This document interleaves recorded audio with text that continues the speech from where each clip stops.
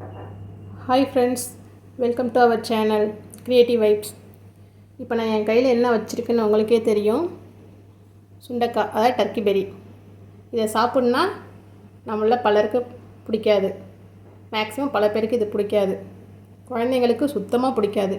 But இதை வச்சு இன்றைக்கி டேஸ்டியான புளிக்குழம்பு எப்படி செய்கிறதுன்னு செஞ்சு காட்ட போகிறேன். வாங்க வீடியோக்குள்ளே போகலாம். குழம்புக்கு தேவையான திங்ஸ் என்னென்னு சொல்லிடுறேன். இங்கே பாருங்கள், சுண்டைக்காய் பார்க்கவே அழகாக இருக்குல்ல. நான் இது நடுவில் கட் பண்ணி எடுத்திருக்கேன்.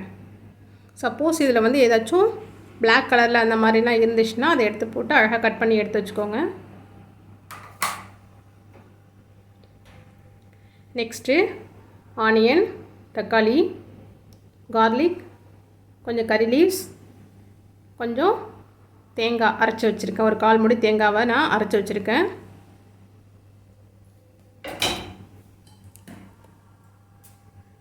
ஒரு லெமன் சைஸ் புளி எடுத்து அதை நல்லா கரைச்சி வச்சுருக்கேன். காரத்துக்கு தேவையான குழம்பு மிளகாத்தூள் இது. ஓகே, வாங்க எப்படி செய்யலான்னு பார்க்கலாம். ஃபஸ்ட்டு கொஞ்சமாக ஆயில் விட்டுக்கலாம். கூடவே நான் கொஞ்சம் நல்லெண்ணெய் சேர்த்துக்கிறேன். நல்லெண்ணெய் போட்டு செஞ்சால் நல்லாயிருக்கும், ஹெல்த்தியும் கூட. ஆயில் நல்லா சூடாகிட்டு நான் இப்போ வெந்தயம் போட்டுக்கிறேன்.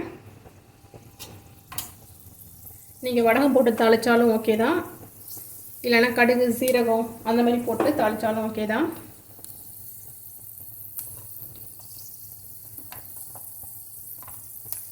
வெந்தயம் கொஞ்சம் பொரிஞ்சதும் கார்லிக் சேர்த்துக்கிறேன். கொஞ்சம் கறி லீவ்ஸ்,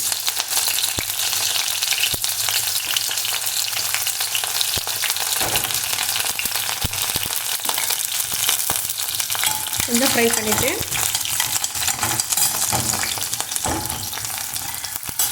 ஆனியன் போட்டுக்கோங்க. நான் ஒரு ஆனியனை கட் பண்ணி வச்சுருக்கிறேன்.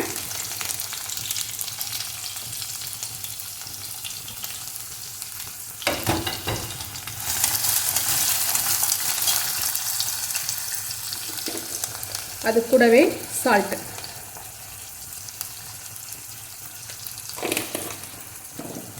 ஆனியன் கொஞ்சம் வதங்கட்டும்.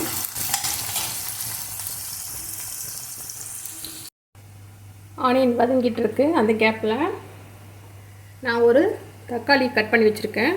அதில் ஒரு 1/2 எடுத்து போட்டுக்கோங்க. கொஞ்சம் கருவேப்பிலை, இதை நல்லா கொஞ்சம் கையால் மேஷ் பண்ணிக்கோங்க.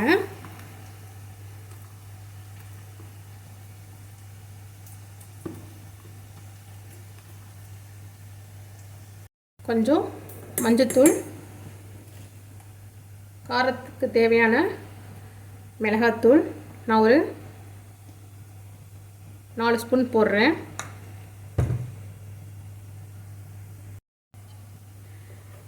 லெமன் சைஸ் புளி சொன்னா தண்ணி ஊற்றி நல்லா கரைச்சி வச்சுருக்கேன். அதை இது கூட மிக்ஸ் பண்ணிக்கோங்க.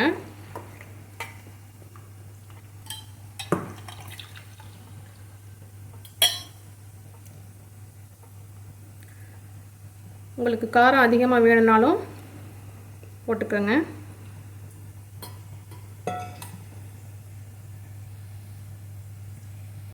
ஆனியன் நல்லா வதங்கிடுச்சு. ஒரு 1/2 தக்காளி அதையும் போட்டு நல்லா ஃப்ரை பண்ணிக்கோங்க.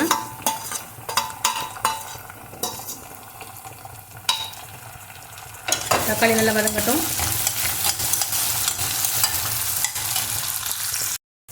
நல்லா அழகாக ஃப்ரை ஆகிடுச்சு. இப்போ நம்ம அந்த டர்க்கி பெரிய சுண்டைக்காவை சேர்த்துக்கலாம். ஒரு 1 மினிட் போல வதக்கி விடுங்க.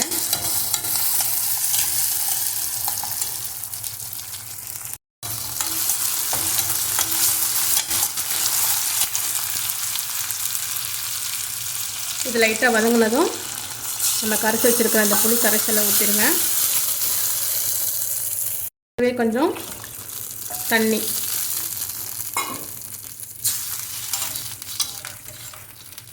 ஊற்றிட்டு இது நல்லா சுண்டக்காய் வேகிற வரைக்கும் நல்லா கொதிக்கட்டும்.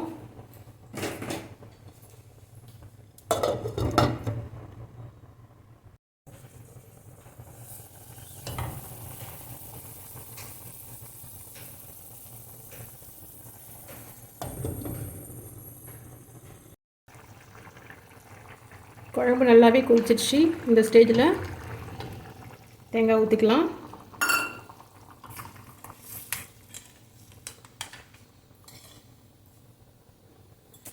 டேஸ்ட் பண்ணிவிட்டு சால்ட் போட்டுக்கோங்க வேணும்னா. அவ்வளோதான். இது ஒரு 2 minutes கொதிச்சா போதும். டேஸ்டியான சுண்டக்காய் குழம்பு ரெடி ஆயிடுச்சு. இதை நீங்களும் ட்ரை பண்ணி பார்த்துட்டு எனக்கு எப்படி இருந்துன்னு சொல்லுங்கள். இந்த வீடியோ பிடிச்சிருந்தா லைக் பண்ணுங்கள், ஷேர் பண்ணுங்கள், கமெண்ட் பண்ணுங்கள், மறக்காமல் சப்ஸ்கிரைப் பண்ணுங்கள். தேங்க்யூ, பாய்.